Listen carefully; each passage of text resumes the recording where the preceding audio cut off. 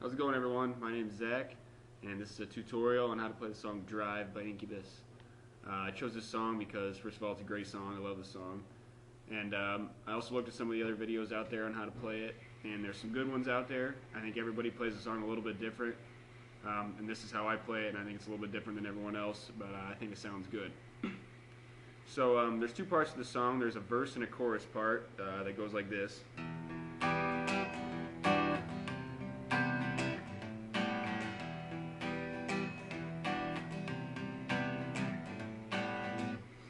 Like that, kind of. And then there's a little pre-chorus part that goes like this.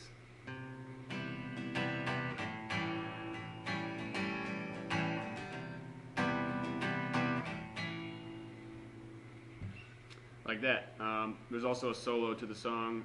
It's pretty easy and there's a lot of effects that you hear, but usually when I'm playing that solo acoustic, I skip the solo or I'll play the verse or chorus a couple more times instead. So there's 5 chords in the total in the song, and but they're all kind of broken down and they're weird and they're stretched out. So I'll teach you those 5 chords and then we'll talk about the rhythm and the strumming and stuff like that. Alright, so zoom in here a little bit. The first chord you're going to use is an E minor shape. It's up on the 7th, 8th, and 9th frets. To play it, you're going to put your pointer finger on the 7th fret of the A string, your ring finger on the 9th fret of the D string, leave the G string open, and then put your middle finger on the 8th fret of the B string. And then top and bottom E's are both going to be open as well. Sounds like that. Second chord you're going to use is an E minor 9th. Is technically what it's called. It's kind of tough to play. Middle finger is going to go on the 7th fret of the A string, pointer finger on the 5th fret of the D string, ring finger 7th fret of the G string, and pinky finger 7th fret of the B string. So 7, 5, 7, 7 on the middle 4 strings. And then high E is going to be open as well. Like that. The third chord you're going to use is a C major 7th. To play it, pointer finger goes on the 3rd fret of the A string, ring finger 5th fret of the D string, middle finger 4th fret of the G string, and pinky finger 5th fret of the B string. So 3, 5, 4, 5. Again on the middle 4 strings, and then the high E is going to be open as well. The final chord is an A7th suspended 2nd, something like that. To play it, you put your middle finger on the 5th fret of the top E string, ring finger is going to go on the 5th fret of the D string, and then pointer finger is going to go on the 4th fret of the G string, and everything else is going to be open. So 5, skip the A string, 5, 4. Like that. When I play this chord, I use my thumb to play the top E string, and then I use my middle and pointer fingers down here. It's whatever more comfortable for you. It's just easier for me because I got long fingers and I can wrap around that way. And then the final chord that you're only going to use in the pre-chorus is just an A7th. It's pointer finger on the 2nd fret of the D string and middle finger on the 2nd fret of the B string. Like that.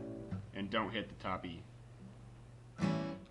Okay, so now about the rhythm and how the song's put together. The strumming pattern is basically you're going to do the same thing twice for the verse and chorus, verse and chorus part. Start on the E minor, the first chord I talked about up here, and he starts with hitting 2 8th notes, strumming the E and the A string, 2 8th notes, and then a quick down, down, up on the bottom 4 strings. Like that. 2 8th notes, and then an 8th and 2 16ths, down, down, up on the bottom 4 strings. And then switches down to the E minor 9th, the second chord I talked about, and does the same thing except for he just hits an 8th note on the root of the chord, the 7th fret on the A string, and then the down, down, up on the bottom 4 strings again. So together it sounds kind of like that. And in between the transition there, I kind of hit the strings mute or make a muting effect, kind of just kind of helps the song flow a little bit better. It fills in that other last 8 note of the opening measure. And then on the last 2 chords, the C major 7th and then the A 7th suspended that I talked about, you're going to do the same exact strumming pattern. On the C major 7th, hit the A and D strings this time with the 2 8th notes. Down, down, up. Switch to the A minor 7th, or A 7th suspended. Top note. Down, down, up. Like that. All together.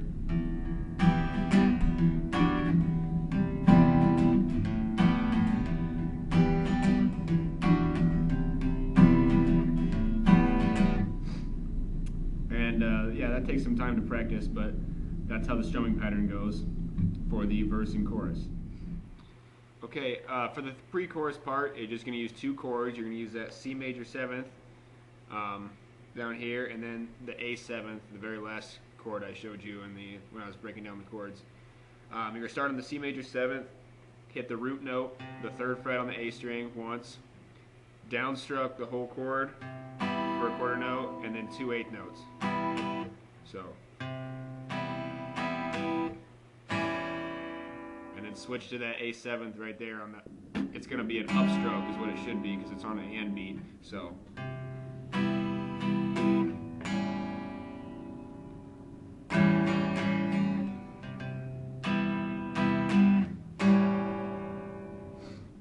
Just like that. And I kind of leave this part open for interpretation on rhythm. I kind of strum it just how I feel when I'm playing it. So once you get past the C major 7th,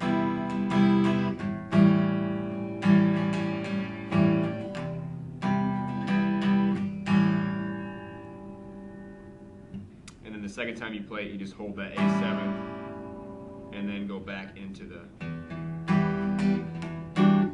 chorus like that.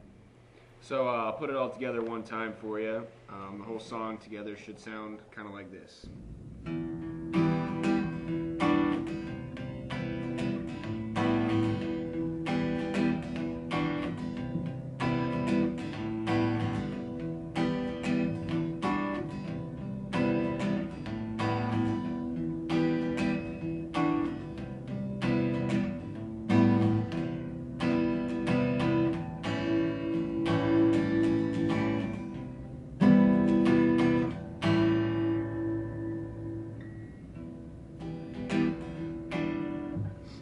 Back and through, and that's pretty much the whole song.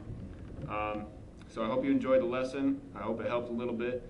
This is the first lesson I've ever done ever for YouTube, so I would like some constructive criticism. Please go easy on me. It's my first time.